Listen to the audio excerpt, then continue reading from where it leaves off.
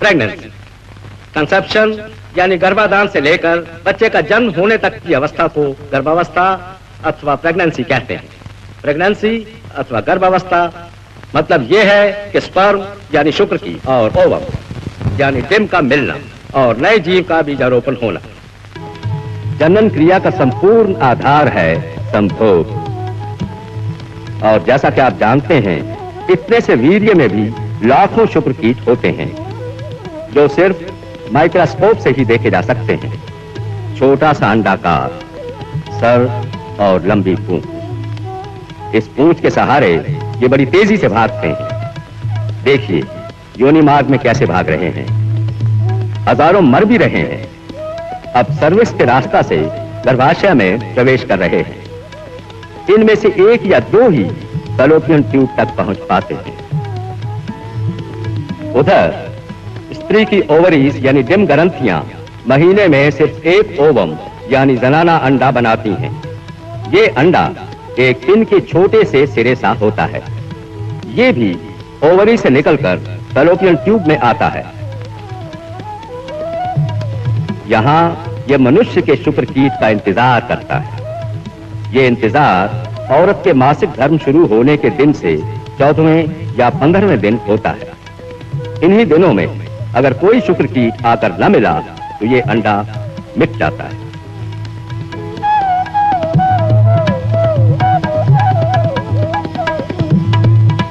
और यदि स्पर्म और ओवम का मिलन हो गया तो नए जीव की शुरुआत हो जाती है, जिसे फर्टिलाइजेशन कहते हैं।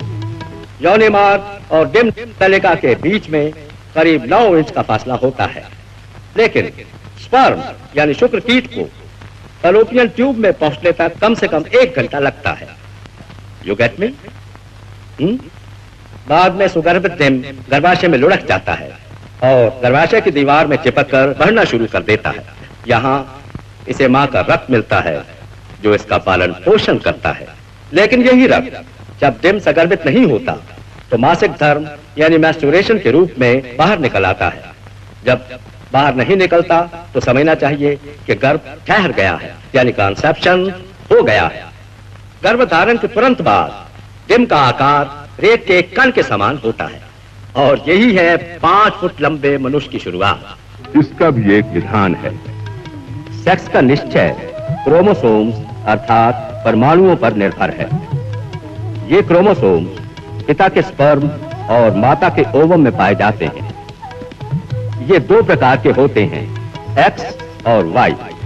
जहां औरत सिर्फ वाई क्रोमोसोम्स पैदा करती है, आदमी एक्स और वाई दोनों पैदा करता है। यदि एक्स और वाई दोनों प्रकार के क्रोमोसोम्स जुड़ जाएं तो लड़का बनता है और सिर्फ एक्स और एक्स का संयोग हो तो लड़की पैदा होगी। तुम्हें यह जानकर ताज्जुब होगा कि शुरू में इतना छोटा दिखने वाला गर्भ बिंदु जन्म के समय तक 3000 गुना अधिक बढ़ता है और इतनी तेजी से वो फिर जिंदगी में कभी नहीं बढ़ता। अब हम आते हैं गर्भ बिंदु के विकास क्रम पर। यह है फर्टिलाइज्ड सेल यानी सगर्भित डिम। क्रोमोसोम्स लंबे धागों के रूप में बदल जाते हैं। अब ये धागे अर्धांश में टूट जाते हैं। ये हैं जीव तत्व अर्थात सेल के दोनों किनारों पर 2 सेंट्रॉयल अर्थात केंद्राणु। केंद्राणुओं के बीच संबंध स्थापित हो रहा है। क्रोमोसोम्स के धागे टूट रहे हैं और केंद्राणुओं की तरफ बढ़ रहे हैं। क्रोमोसोम्स के चारों तरफ नया न्यूक्लियाई यानी प्राण तैयार हो रहा है। अब पूरा डिम यानी सेल टूटने की तैयारी कर रहा है। टूटकर 2 सेल बन गए हैं। अब ये सेल टूटकर 2 हो रहे हैं एल्जेब्रिकल ढंग से, अर्थात 2 से 4, 4 से 8, 8 से 16, 16 से 32 और इसी तरह ये विकास क्रम चलता रहता है। अब सेल्स खोखली नलियां बनाते हैं, हॉलो सिलेंडर्स। नलियों की दीवारें बढ़ रही हैं। अब पूरा जीव तत्व टिश्यूज की 3 परतों में बंटता है। इन परतों को कीटाणु परतें कहते हैं और इन्हीं 3 लेयर से शरीर के सारे अंग बनने शुरू होते हैं।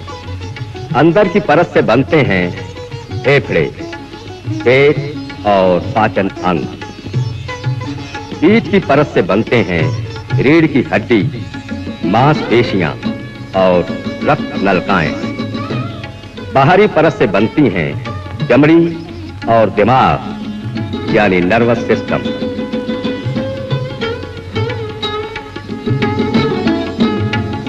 इस प्रकार बनता है दिल यानी हार्ट। भोजन पचाने का डिपार्टमेंट यूं बनता है। गुर्दा और मूत्राशय यानी किडनीज एंड ब्लैडर। चमड़ी तैयार हो रही है, चमड़ी पर बाल उग रहे हैं। पसीने की ग्रंथियां, यहां निर्माण हो रहा है दिमाग का। Brain, power house of all thought, store house of all memories and executive office of all action and orders. और इस तरह बनती है इंसान की खोपड़ी। इस छोटी सी चीज का नाम है आंख। 2 आंखें मगर इनमें हजारों बारीकियां। और इस तरह बनती हैं हड्डियां, पसलियां और लिम्स। इन सब अंगों का विकास गर्भ धारण के बाद पहले ही महीने में शुरू हो जाता है। दूसरे महीने में हाथ पांव निकल आते हैं, अंगूठों और उंगलियों के निशान नजर आते हैं, नाक, होंठ, गाल, कान, आंखों के चिन्ह भी दिखाई देते हैं। तीसरे महीने में जबकि जीव तत्व केवल 3 इंच लंबा होता है, यह निश्चय हो जाता है कि लड़का है या लड़की। चौथे महीने में तो दिल की धड़कन भी शुरू हो जाती है। मां को बच्चे का हिलना डोलना अनुभव होने लगता है। उंगलियों पर नाखून आ जाते हैं, सिर पर बाल उग आते हैं। छठे महीने में बच्चा आंखें खोल देता है। 7वें महीने में बच्चा संपूर्ण विकसित हो जाता है। 8वें और 9वें महीने में बच्चा शक्ति प्राप्त करता है। अब बच्चे का सिर नीचे की तरफ आ जाता है।